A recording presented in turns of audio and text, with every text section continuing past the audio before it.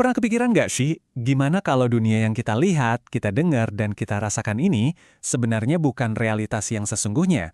Gimana kalau semua itu, ya cuma konstruksi pikiran kita aja? Nah, ini dia gagasan radikal yang bakal kita bedah bareng-bareng, datang dari seorang filsuf legendaris, Immanuel Kant, yang benar-benar menjungkir balikan cara kita mikirin soal pengetahuan. Pertanyaan ini kelihatannya simpel ya. Tapi coba deh, renungin bener-bener. Apakah kita ini cuma kayak penjelajah yang menemukan realitas yang udah ada di luar sana? Atau jangan-jangan pikiran kita ini justru seorang arsitek yang ikut ngebangun realitas itu sendiri? Nah, pertanyaan inilah yang bikin dunia filsafat terbelah selama berabad-abad. Oke, sebelum Kant muncul dengan solusinya yang jenius, coba bayangin dunia filsafat itu kayak medan perang. Beneran deh, selama ratusan tahun, ada dua kubu raksasa yang saling serang dan masing-masing ngotot kalau mereka lah yang pegang satu-satunya kunci menuju kebenaran.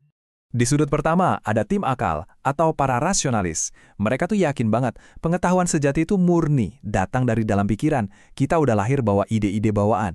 Tapi di sudut lain, ada tim pengalaman, para empiris. Mereka langsung nyanggah, nggak bisa gitu. Pikiran kita itu pas lahir kayak kanvas kosong. Semua yang kita tahu ya datangnya dari pengalaman lewat indera kita. Dan ini bukan sekedar debat kusir biasa loh, ini bener-bener perang filosofis yang akhirnya mentok. Dua kubu yang sama-sama kuat, tapi anehnya, nggak ada satupun yang bisa ngasih jawaban yang bener-bener memuaskan. Terus kenapa kok bisa nggak ada pemenangnya? Jawabannya simpel banget, karena dua-duanya punya kelemahan fatal, punya cacat bawaan dalam argumen mereka masing-masing. Coba kita lihat tim pengalaman dulu. Kalau semua pengetahuan katanya datang dari indera, gimana kita bisa yakin 100%? Indera kita kan sering nipu. Kita bisa lihat fata morgana di jalanan panas, atau sendok yang kelihatan bengkok di dalam gelas air. Nah yang lebih parah lagi, pengalaman itu cuma ngasih tahu kita apa yang terjadi, tapi nggak pernah bisa ngasih tahu kenapa itu pasti terjadi. Pengalaman nggak bisa ngejelasin hukum universal kayak sebab akibat. Sekarang, kita intip masalahnya tim akal. Ide-ide mereka emang kedengerannya keren banget, logis, sistematis. Tapi, tanpa ada data dari dunia nyata, ide-ide itu cuma jadi omong kosong yang ngawang-ngawang, kayak menara gading yang indah tapi terputus dari realitas. Mereka nggak bisa buktiin kalau logika di kepala mereka itu beneran nyambung sama dunia di luar sana. Jadi kebayangkan buntunya kayak apa? Satu kubu nggak bisa percaya penuh sama dunia yang mereka lihat. Kubu satunya lagi nggak bisa nyentuh dunia sama sekali. Filsafat bener-bener macet total di persimpangan jalan. Nah, di tengah kemacetan total inilah Immanuel Kant muncul. Dia nggak datang buat gabung ke salah satu tim. Enggak. Dia datang buat mendobrak kebuntuan itu. Dia nawarin jalan ketiga, sebuah solusi yang bakal mengubah permainan selamanya. Langkah pertama, Kant itu cerdas banget.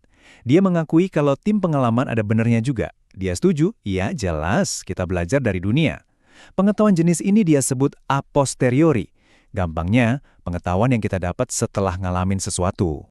Tapi, nah ini dia bagian jeniusnya, Kant juga setuju sama tim akal. Dia bilang ada jenis pengetahuan lain yang udah ada di kepala kita sebelum kita ngalamin apapun. Ini yang dia sebut a priori. Anggap aja ini kayak software bawaan yang udah keinstall di otak kita sejak lahir. Dan inilah sintesis Kant yang luar biasa. Pengetahuan itu bukan pilihan antara akal atau pengalaman, tapi justru gabungan dari akal dan pengalaman. Coba bayangin pikiran kita itu sebuah pabrik. Indra kita itu truk-truk yang ngangkut bahan mentah, yaitu data a posteriori. Tapi bahan mentah itu kan nggak ada artinya kalau nggak diolah. Nah, mesin-mesin di dalam pabrik itulah struktur a priori pikiran kita. Hasil akhirnya, pengetahuan yang utuh dan bermakna. Dan ini ngebawa kita ke puncak pemikiran Kant. Sebuah ide yang saking dahsyatnya sampai disebut revolusi Kopernikan dalam filsafat. Jadi siap-siap, karena ide yang satu ini bakal ngebalikin cara pandang kita soal realitas. Coba deh, resapi kata-kata ini. Selama ribuan tahun, filsafat itu berasumsi kalau pikiran kita harus pasif, ngikutin dunia luar. Kan niat ngebalikin itu 180 derajat. Dia bilang, salah besar. Justru dunialah yang harus nurut sama aturan main yang udah ditetapin sama pikiran kita. Nah, ini dia, rangkumannya, pandangan lama bilang pikiran kita itu cermin pasif, cuma mantulin doang. Tapi menurut Kant, pikiran kita itu arsitek aktif. Pikiran gak sekedar menerima realitas, tapi justru ikut ngebangun realitas itu sendiri.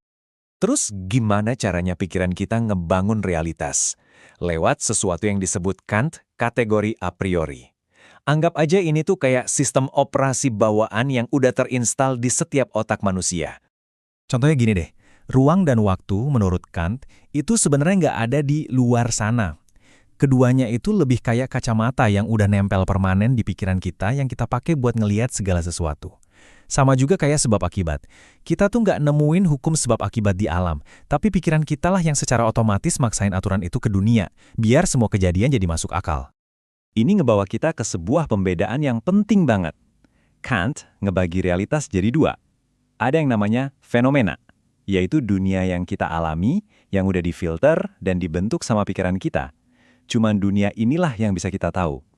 Terus ada juga noumena. Ini adalah realitas yang sebenarnya, apa adanya, di luar jangkauan pikiran kita. Dan menurut Kant, kita nggak akan pernah, sekali lagi nggak akan pernah bisa nyentuh dunia noumena ini. Oke. Ini mungkin kedengerannya kayak filsafat jadul yang ribet. Tapi kenapa sih ini relevan banget sampai sekarang? Karena, percaya atau enggak, seluruh bangunan ilmu pengetahuan modern itu berdiri di atas fondasi yang diletakkan oleh Kant. Gini cara kerjanya. Semangat kritis dari Kant itu ngajarin para ilmuwan buat nggak pernah berhenti bertanya dan meragukan asumsi mereka sendiri. Terus, kesadaran akan adanya noumena bikin ilmuwan jadi rendah hati. Mereka sadar ada batas dari apa yang bisa diketahui. Dan yang paling penting, sains modern itu bukan cuma ngumpulin data, tapi juga ngebangun teori. Ilmuwan ngebangun model atau kerangka kerja, a priori, buat memahami data mentah, a posteriori. Persis banget kan kayak kata Kant? Intinya, Kant itu berhasil mendamaikan perang filosofis yang udah berlangsung ratusan tahun. Dan dari perdamaian itulah lahir ilmu pengetahuan modern yang kita kenal sekarang. Dia menciptakan sebuah formula kemenangan. Data dari dunia nyata, empirisme, harus dikawinkan dengan kekuatan teori dan akal, rasionalisme. Kita tutup pembahasan ini dengan sebuah pertanyaan yang mungkin bakal bikin kita terus berpikir. Kalau realitas yang kita alami ini adalah ciptaan pikiran kita sendiri, lalu seperti apa wajah realitas yang sesungguhnya, yang tersembunyi di balik tirai persepsi kita? Mungkin warisan terbesar Kant adalah sebuah pengingat bahwa di balik semua yang kita tahu, terbentang samudera misteri yang tak terbatas.